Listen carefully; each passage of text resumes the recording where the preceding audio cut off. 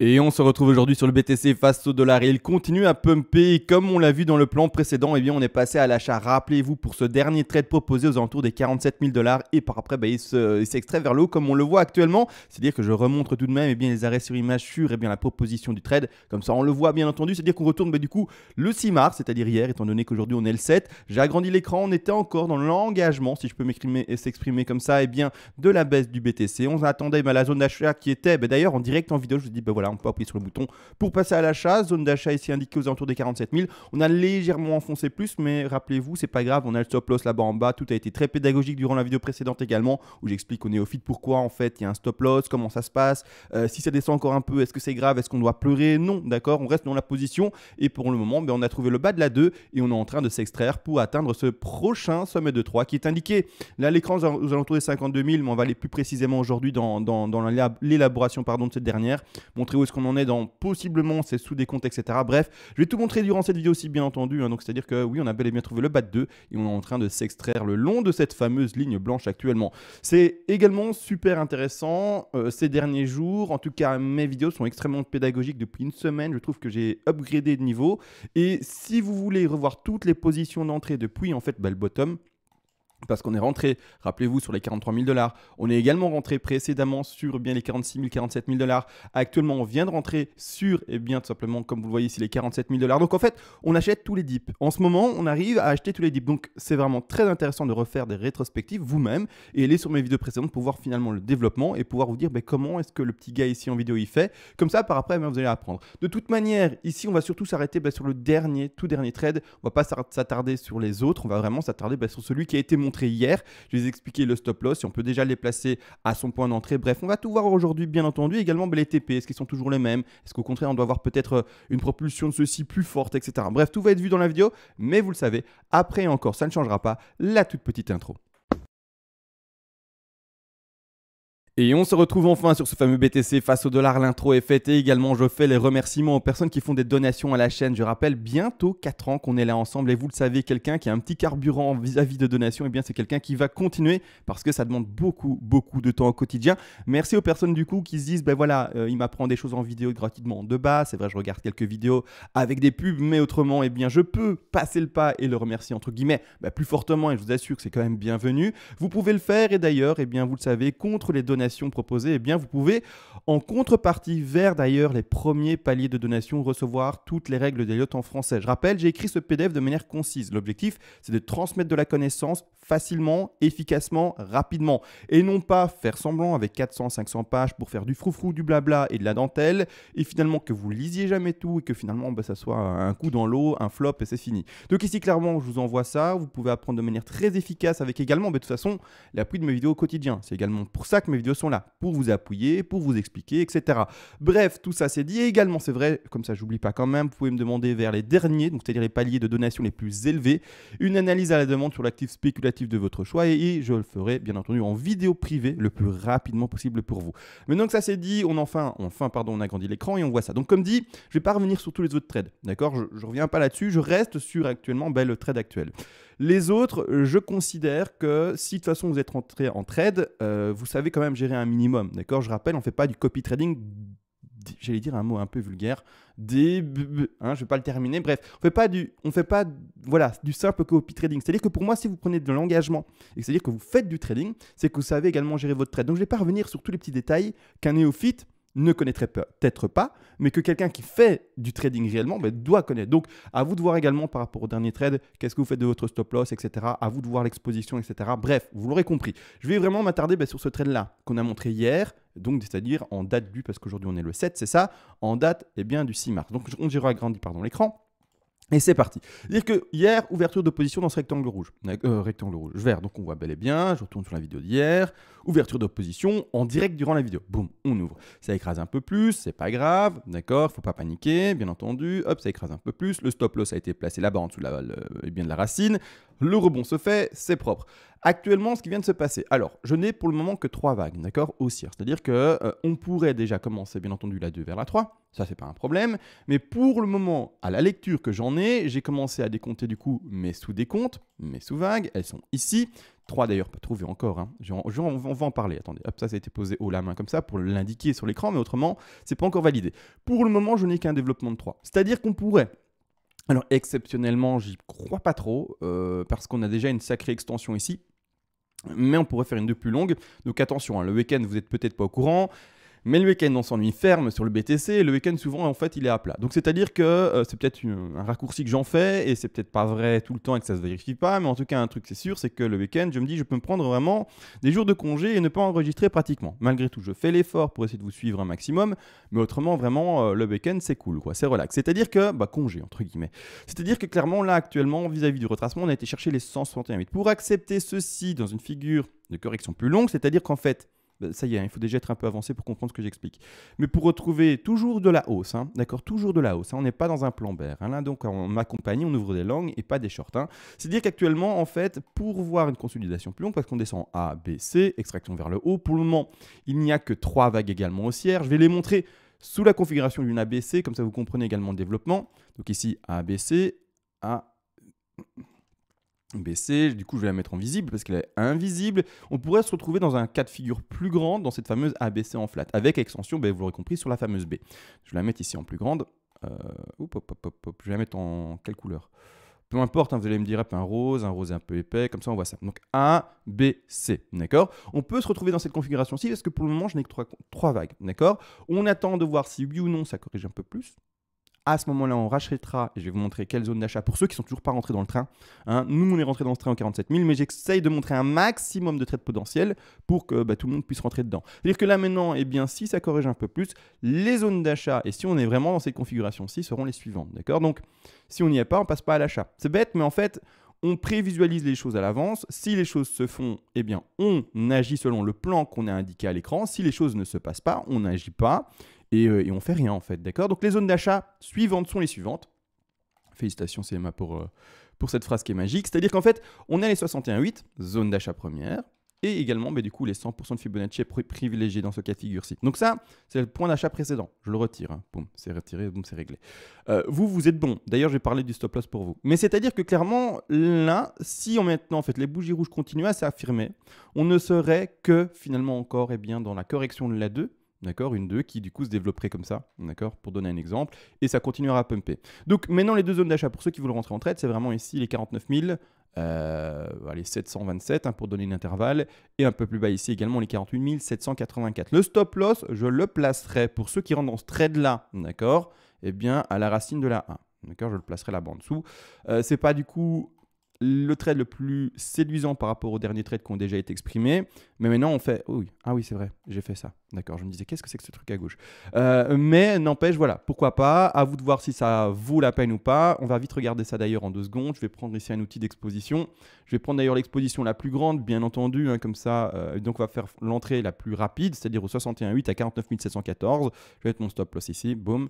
C'est-à-dire une exposition de 5, ça va. Et on va regarder le ratio par rapport déjà à l'objectif minimum. Ratio de 4, c'est pas un mauvais trade. Ça se prend toujours. Un ratio de 4, divisé par 2 pour simplifier les choses, etc. Vous savez très bien par rapport au risque management, les paliers, etc. On est sur un ratio de 2 simplifié, donc c'est propre, d'accord? Et pour aller voir l'objectif maximal qui se retrouve ici aux alentours des 72 000, on est sur un ratio qui se à 8, divisé par 2 pour vous savez très bien la stratégie, etc. Oui, ok, on est sur un ratio de 4 en moyenne. Donc on est propre. Vraiment, on est propre et donc ça ici, ça peut se prendre.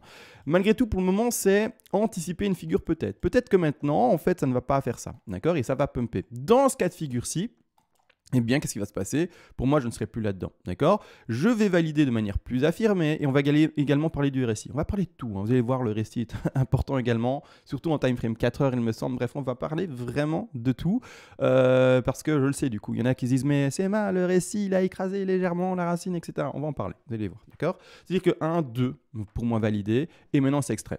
C'est-à-dire que si jamais cette affaire-là ne retrace pas, va pas chercher les points d'achat pour ceux qui sont toujours pas rentrés dans le train, mais tant pis, vous rentrez pas dans le train, d'accord? C'est comme ça et c'est la vie, d'accord? Vous rentrez dans le train, dans les opportunités qui sont calculées, d'accord? On n'appuie pas maintenant à 50 567 $, hop, j'ouvre un long au hasard. Non, vous avez rien calculé. Pour moi, en tout cas, c'est pas un train à prendre. on achète les opportunités qui vont nous permettre d'avoir un ratio calculé, etc., le plus minime à chaque fois, et pas là comme ça au hasard, et puis se dire, bon, on verra ce qui se passe. En tout cas, c'est ma manière de faire. Après, vous faites comme vous voulez, encore une fois et toujours, je vous insiste, vous êtes adulte, majeur, et c'est-à-dire vous êtes finalement responsable de vous-même. C'est-à-dire que si jamais maintenant, en fait, après mon fameux discours ici de ABC avec une 2 qui se terminerait, on l'a compris plus tard, avec la ABC qui est indiquée, eh bien ceci, comme ça continue à pumper, pour moi, c'est plus ça. D'accord? Alors, je rappelle pourquoi j'ai mis ça d'ailleurs. C'est vrai qu'il faut regarder les Fibo également. Pour le moment, je soutiens ça parce que actuellement, le Fibo qui va chercher ici, je rappelle tous les objectifs avant d'installer le Fibo d'ailleurs. Les objectifs d'une C, 61,8.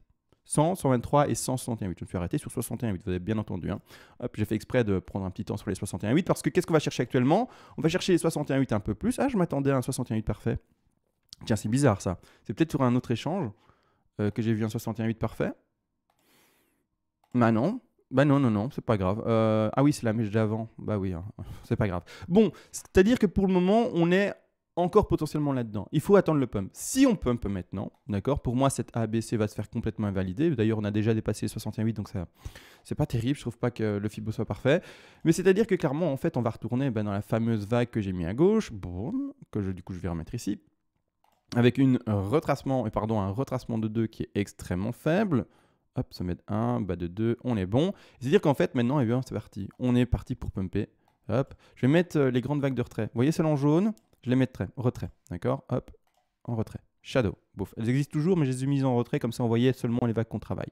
C'est-à-dire qu'actuellement, let's go. L'objectif de cette 2 vers cette 3, c'est quoi minimum? D'accord? On va regarder. Comme toujours, on fait d'abord le travail minimum, comme ça on ne voit pas des to the moon. Quand le BTC vis-à-vis de ses sous-décomptes nous dira, eh bien CMA, ou vous, hein, vous mettez des crochets, vous mettez votre nom ou votre pseudo à la place, eh bien on peut voir quelque chose de plus fort. À ce moment-là, on se réadaptera et on déplacera nos différents take profits. C'est-à-dire que l'objectif minimum pour cette 3-là en blanche, c'est normalement les 161,8. C'est-à-dire d'au moins atteindre les 52 344 $. Malgré tout, vous le voyez, j'ai un sous-décompte en jaune. Et ce sous-décompte en jaune va m'indiquer également un objectif minimum. Et c'est là où, vous allez voir que mon objectif minimum de la 3 sera peut-être plus élevé. D'accord? Et c'est là où, en fait, il y a l'importance du sous-décompte également. Donc, on va regarder où est-ce qu'on en est dans le sous-décompte. Partir du fait qu'on valide l'impulsive et que ça pump. D'accord? Si ça corrige, on va partir plutôt dans une ABC, comme montré en flat précédemment, avec les 2 points d'entrée potentiels. Mais si au contraire ça pump, bah là, on ne rentre pas dans le trade. En tout cas, ceux qui ne sont toujours pas dans le trade, bah tant pis, vous attendez hein, d'autres opportunités, c'est la vie. C'est-à-dire que là, au contraire, eh bien, qu'est-ce qui va se passer? On va prendre notre Fibonacci, on va travailler les petites jaunes. Vous voyez les petites jaunes ici, microscopiques, 1, 2, vraiment méga faible. On va placer la 3 son objectif minimum, c'est-à-dire les 161,8. On est d'accord. Les 161,8, c'est déjà les 53 782 $. Par après, comme on a fait une 2 actuellement, mais microscopique là-dessus, visuellement je le vois, mais juste pour l'exercice, je vais prendre le Fibo de retracement et le montrer réellement avec les chiffres. On a été chercher les 23,6, même pas 38,2. Microscopique cette affaire-là. C'est-à-dire que, eh bien, on va retrouver une 4 qui devrait être plutôt forte, c'est-à-dire une 4 qui va rechercher ses 50% de Fibonacci de retracement, dire boum, des petites bougies rouges à nouveau qui vont nous ramener ici aux 50, c'est-à-dire ici aux alentours des 51 414 $. Et par après, l'extension de la dernière 5, on ne privilégiera pas, vous le savez très bien à mon avis, en tronqué, c'est-à-dire qu'on va regarder les objectifs 200 minimum. Et donc l'objectif minimum de cette affaire-là, je ne mets pas l'objectif 161,8 et 261,8, hein. C'est également des objectifs.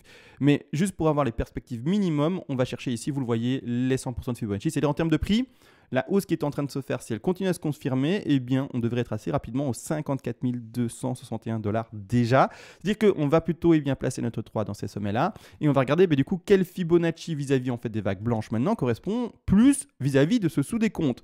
Donc vous avez vu, hein, l'objectif minimum du coup pour la 3 en blanche a été pété. Donc on rappelle, l'objectif minimum pour la 3 en blanche était plutôt les 161,8, on est en train de les péter. Donc clairement, là on s'approche plutôt des 200. Et c'est-à-dire que comme les 200% de Fibonacci, en plus de ça, vous le savez probablement à force de m'écouter, sont plus rares. Les objectifs à privilégier sont les 161,8, 261,8 et 423,6.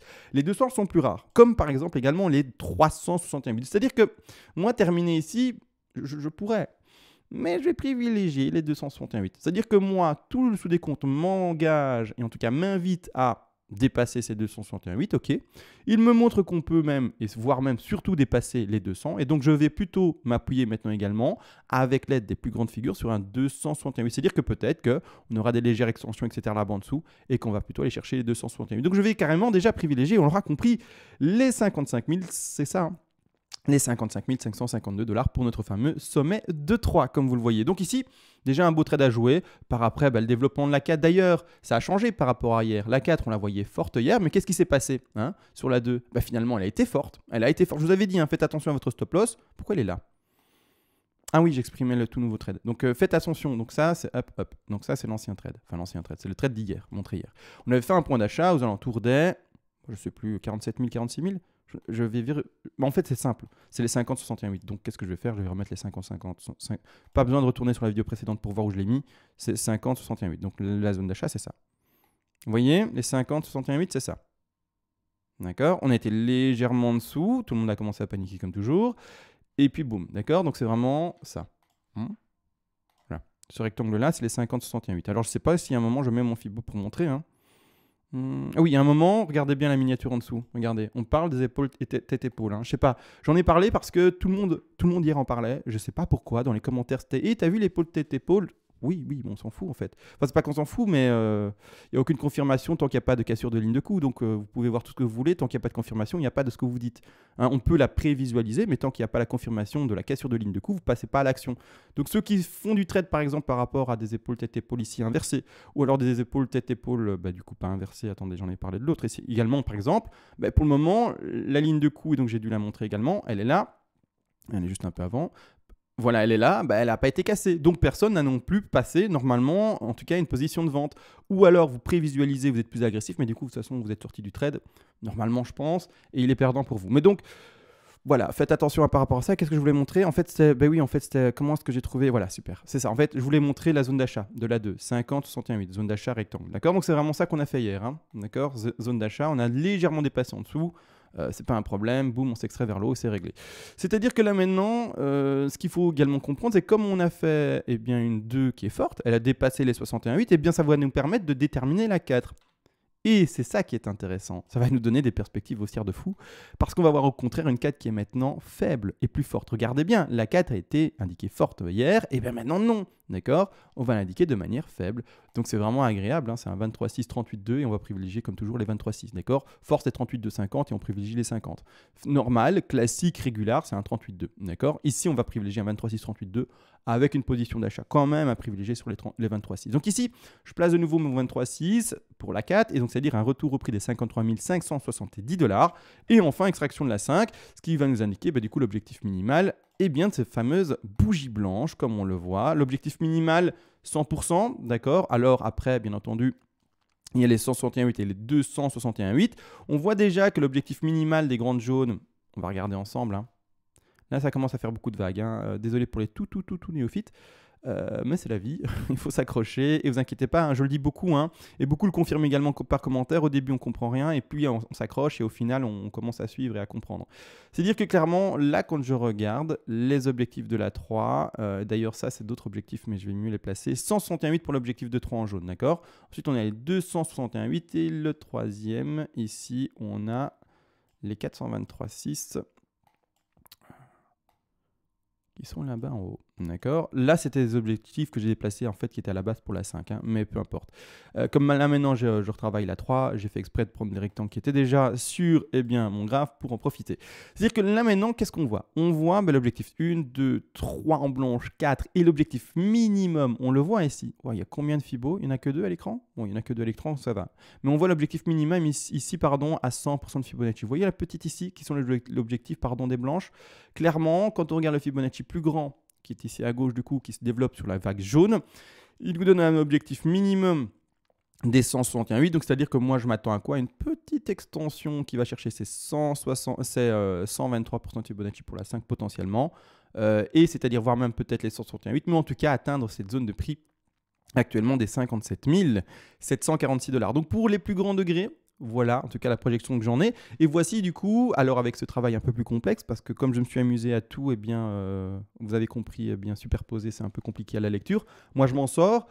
Parfois, je fais des raccourcis et je ne prends pas le temps de faire Fibo par Fibo, parce que sinon la vidéo prendra également 4 heures. Mais c'est-à-dire que clairement, voilà mon objectif principal maintenant, c'est-à-dire ce fameux objectif des 57 780 $ pour donner un prix plus exact. Après, je vous le dis, Coinbase, Bitstamp, Bybit, Bitfinex, tout ça, bref, ça a des prix différents. Les échanges change n'ont jamais les mêmes prix. D'accord? Vous pouvez regarder ici à droite, BTC ici à 50 648, BTC ici au moment où je parlais 50 635. Il a changé, bref, vous avez compris. Ici également, on a sur un autre graphique ici, c'est 50 642. Là, on est à 50 615. Bref, vous avez compris. Hein, ça change parfois de quelques dollars, parfois quelques dizaines de dollars, parfois même, je l'ai déjà vu, quelques centaines de dollars. Donc, n'oubliez pas de retransposer mon travail vis-à-vis de réel Fibonacci sur votre graphique. Sinon, vous n'aurez pas les bons prix. D'accord? C'est bête et c'est pas plus simple. C'est-à-dire que, voilà, l'objectif minimum pour cette fameuse vague 3. Après go, hein, on continue de toute manière. Hein. Donc ici, hop, j'avais mis d'ailleurs les objectifs max, mais c'est pas intéressant. Objectif minimum. Et on va regarder du coup les TP pour cette 5 là. D'accord? On va regarder ensemble. Ces TP là sont les TP qui sont à prendre pour tous les différents trades ouverts. D'accord? L'objectif de tous ces trades qui ont été montrés hier, avant-hier, avant-avant-hier, etc. Ça dépend si vous n'êtes pas encore dans le trade. C'est de monter pour cette 5-ci. D'accord? C'est-à-dire monter pour des objectifs quand même qui sont très intéressants. C'est-à-dire que oui, il faut être patient. D'accord? C'est un trade qui va se tenir sur plusieurs jours, plusieurs semaines, voire même peut-être un mois. D'accord? Ou voire même peut-être plus. Je ne sais pas. D'accord? Peut-être que le pump se fait en une journée, peut-être que le pump se fait en 30 jours. J'en sais rien du tout. La seule chose qu'on travaille, c'est l'intensité de prix. Mais c'est-à-dire qu'à ce moment-ci, et bien simplement, comme on avait fait une de, je me rappelle plus, régular ou pas? Alors la 2, elle a été, je parle des vagues en jaune, hein. D'accord? Je vais d'ailleurs mettre ici la flat en rose de retrait. En tout cas en plus léger, voilà, comme ça on est moins gêné. On se retrouve donc sur une 50, une vague 2 en jaune qui tombe pile poil dans la 50 61,8, donc on va retrouver une 4 qui sera plutôt faible, faible non, du coup vous avez compris, régular. C'est-à-dire qu'on va prendre le top de 3 et on va du coup la mettre en intensité régular, c'est-à-dire que 38,2. Elle y est déjà, donc tant mieux, 38,2, c'est-à-dire que je travaille pas n'importe comment et tant mieux. 38,2 posé à 53 537 et du coup je suppose que les TP vont pas changer, je vais les réindiquer. Je vais passer en 4 heures, j'aurai plus de facilité, à ancrer mon Fibo. Voilà, de cette manière-ci, c'est-à-dire que maintenant, je prends ça, boum, boum, hop, je revérifie ma 3, elle est bonne, donc c'est pas un travail faussé. Et les 3 TP à placer sont les suivants. Donc ici, je retire un seul objectif de 3, hop, je le prends, objectif 100, objectif 161,8, et objectif 261,8. Ici, on a 3 profits partiels. D'accord? Le TP1 qui s'indique au 100%, qui sont aux alentours des prix des 60 807 $. Le TP2 qui s'installe ici à 65 275 $. Et le TP numéro 3 qui s'installe ici aux alentours des 72 480 $. Donc ici, je rappelle également, ce sont des take profits partiels. Si vous ne comprenez pas les termes que j'utilise, je vous invite juste à vous pas former. En fait, c'est parce que tout le monde se dit, former, donc je vais acheter une formation. Non, non. Allez sur Google, d'accord? Lisez Google, lisez cette encyclopédie énorme, regardez c'est quoi un take profit partiel, etc. Apprenez quel échange peut vous proposer ces outils-là, etc. Si vous ne comprenez pas les termes que j'utilise, c'est que pour moi, vous n'êtes pas encore bon pour le trading parce que vous utilisez du coup pas de TP, donc pas de take profit partiel. Peut-être pas de stop loss, peut-être pas ça, et peut-être que même vous pensez faire du trading avec vos BTC réels, alors que tous ceux qui font du trading, entre guillemets, c'est avec du BTC à crédit. Alors c'est deux choses différentes, d'accord? C'est du BTC qu'on emprunte, qu'on vend, qu'on n'a pas, qu'on achète, qu'on n'a pas, enfin bref, vous aurez compris, c'est un peu compliqué. Donc en tout cas, c'est plus compliqué que ce que beaucoup de personnes pensent personnellement. C'est-à-dire que là maintenant, également, du coup, on va revenir sur un petit truc. Pour ceux qui maintenant me disent CMA, le RSI, qui n'arrête pas derrière leur écran de dire le RSI, CMA. Effectivement, passe en 4 heures. Alors, en 4 heures, bon, on l'ouvre. Qu'est-ce qui se passe sur le RSI? Il y a un léger enfoncement qu'on voit bien par rapport à ma racine en blanche. Alors, je vais mettre les jaunes de retrait, étant donné que ce n'est pas ce qu'on travaille maintenant. On travaille quoi? Les vagues blanches. Il faut comprendre une chose, c'est que du coup, je vais l'exprimer, comme ça vous le voyez également. Comment ça se passe? Un décompte RSI, je vais l'indiquer bien du coup en vague blanche également. J'espère que c'est du blanc. C'est pas du blanc du tout, c'est du jaune. Hop, on va le mettre en blanc. On va mettre les traits visibles. Voilà, de cette manière. Le décompte RSI, la plupart du temps, donc ici, regardez bien, la référence 0, ensuite ma référence 1. D'accord, regardez bien. Ce qui est en haut, je le dessine en bas. Ma référence 2, je sais pour le récit, je suis au courant, je vais en parler. Puis par après, ma vague 3, que j'attends ici par rapport au top. D'accord, à un moment, un top. Puis après, j'attends ma correction de 4, je vais installer ma 4. D'accord? Et au contraire, sur le récit, je veux une 5 qui sera plus haute par rapport à la 3, mais pas sur le récit. Sur le récit, je vais voir une divergence. D'accord? Ce qui m'indiquera un sommet de 5, une divergence, etc. baissière. Bref, la question, c'est ça. Si on zoome CMA, ça a écrasé. Effectivement, ça a écrasé. D'accord? Donc, je vais retirer ça comme ça, on le voit. Les bas. Regardez bien, ça écrase très peu, mais ça écrase. D'accord? Vous le voyez ou pas? Je vais encore zoomer plus fort. D'accord? Hop, je retire les blanches, ça ne sert à plus rien. Je voulais juste montrer comment on lit les récits par rapport aux vagues. Ça écrase. Là, je suis zoomé à fond, ça écrase. On ne peut pas le nier. Par contre, il y a une chose à savoir, c'est que le RSI, et je le dis souvent, parfois, eh bien, ne correspond pas à son décompte. C'est-à-dire qu'en fait, le RSI ne va pas corréler par rapport au décompte Elliott. D'accord ? On peut beaucoup s'appuyer sur le RSI pour faire un décompte, mais parfois, ça ne marche pas. D'accord ? C'est pour ça que dans mon PDF, je ne parle pas du RSI. Parce que selon moi, le RSI a beaucoup trop de subtilité que pour être écrit sur du noir, du noir sur blanc. D'accord ? C'est-à-dire que si je l'écris noir sur blanc, ça va être une règle qui va être prise comme stricte et les gens ne seront pas en fait, ne seront pas... vous comprenez ce que je veux dire ? Enfin, ils seront trop sur la règle et ils se diront jamais, il peut y avoir des exceptions, parfois, ça ne correspond pas, etc. Je préfère pas l'écrire. Je préfère le dire oralement, comme ça, je donne ces subtilités et qu'on ne peut pas passer à côté, d'accord ? La subtilité, c'est tout simplement que parfois, oui, le récit fait pas ce que les vagues veulent indiquer. Et moi, clairement, là, c'est un enfoncement faible. C'est pas un enfoncement qui me dit, allez, ciao, ciao mon enfant, on est parti dans les enfers, etc. Et donc, non. Je suis vraiment ici sur du très léger, donc c'est-à-dire que pour ma part, ici, oui, ça écrase un peu, mais voilà, comme dit, le récit, on ne peut pas tout le temps s'appuyer dessus à 100%. Et pour ma part, je suis déjà sur une racine ici, une 2. Et malheureusement, oui, un récit qui en 4 heures, enfonce un peu. Peut-être qu'en passant sur d'autres time frames, on enfonce moins, plus, je ne sais pas. Mais pour ma part, ici, clairement, je suis dans ce décompte parce que mon sous-décompte ici, quand je passe en quart d'heure, est en ligne diagonale. On retrouve bel et bien une belle 2 en zigzag, pardon. Par après, on a pour le moment une belle extraction. Donc, moi, je reste dans ce plan-là. J'ai aucune raison de changer, d'accord ? Aucune. Et en plus de ça, de toute façon, en fait, je ne termine pas et je ne parviens pas à terminer autre chose qu'une flat. Ça, on en a déjà parlé. C'est pour ça que la rose, je ne vais pas les réexprimer. Mais j'ai ma flat ici. Une flat qui se termine en qu'est-ce que c'est que ce truc ? Non, d'accord, donc non. Mon plus bas et mon bas de 2, c'est ça en jaune, d'accord ? C'est-à-dire que le degré jaune, il est... J'ai réussi à le prendre ? Ouais, je pense que oui. Mon plus bas, il est vraiment plus bas par rapport au prix, d'accord ? Et il ne va pas se terminer là-bas, donc je ne vais pas prendre ma 2 et la terminer là-bas. Non, moi, je la termine bel et bien là, malgré le RSI, on s'est compris, d'accord ? Mais voilà, ces petites subtilités que voilà, il faut en avoir conscience, et voilà, c'est tout. Et moi, je peux rien y faire. Parfois, le RSI ne fait pas ce que les vagues d'Elliott expriment. Et c'est comme ça. Et il faut pouvoir également se dire, de temps en temps, ok, du coup, le récit, je le mets un peu de côté. C'est pour ça, comme dit, je ne l'écris pas noir sur blanc, parce que sinon, il y a des gens qui vont dire c'est une règle qui est irréfutable. Non, c'est faux. C'est faux. C'est pas une règle qui est irréfutable. Et c'est pour ça que, je vous le dis, le récit, parfois, il faut s'en méfier. Alors, c'est pas s'en méfier, mais en tout cas, pas du coup s'appuyer dessus à 1000%. C'est-à-dire que, bon, voilà, le passage des récits, il est passé, il n'y a pas plus à dire que ça. D'accord, donc maintenant on attend de toute façon la hausse. On attend, là actuellement, je vois que ça a une petite bougie rouge. Ah, quoique, même pas. Je croyais qu'il y avait une bougie rouge plus forte, mais même pas. Si ça corrige plus fort, ok, on passe dans le scénario numéro 1, montré en début de vidéo avec les 2 zones d'achat. Si au contraire ça pump, on reste dans cette configuration-ci et il n'y a aucun travail à refaire. Si la 2 se monte plus longue avec une A, B, C ici dans le sous-décompte à l'horizontale et on s'ennuie ferme, à ce moment-là, on retrouvera de façon plus tard également des objectifs différents, peut-être plus forts, etc. Et on se réadaptera toujours par rapport au TP. Également, je dis on se réadaptera par rapport au TP, c'est-à-dire qu'on peut les modifier et les bouger. Je rappelle, j'espère que sur votre échange, il y a une mobilité certaine, facile par rapport au TP. C'est-à-dire que sur votre échange, sur l'écran et le graphique même, vous pouvez déplacer les take profit partiels à la cliquette, vous cliquez dessus et vous le déplacez. D'accord ? Vous cliquez sur votre stop et vous le déplacez. C'est-à-dire que si pour moi, c'est ce que je pense, si vous n'avez pas un outil de travail qui vous permet d'être aussi mobile et aussi facile, vous n'êtes pas sur le bon. Alors vous êtes peut-être sur X, X, X et X échange, je ne vais pas donner des noms parce que c'est ridicule, et peut-être qu'il vous convient, mais essayez de vous renseigner et de voir où est-ce qu'il y a une mobilité certaine et où est-ce que le travail est le plus facile, d'accord ? Parce que si, par exemple, également, j'en lis, sur mon échange, je ne peux pas mettre différents TP. Qu'est-ce que tu fais là ? Renseigne-toi, arrête de trader sur cet échange-là, même si c'est peut-être un échange de confiance, etc. Va voir autre part, renseigne-toi où est-ce qu'il y a des TP, faciles en tout cas à poser, à positionner, à déplacer, où est-ce qu'il y a des stop-loss, etc. Bref, renseignez-vous et vous n'arrêtez pas sur le premier produit trouvé, d'accord ? Peut-être que le premier échange du coup sur lequel vous êtes, c'est sur celui auquel...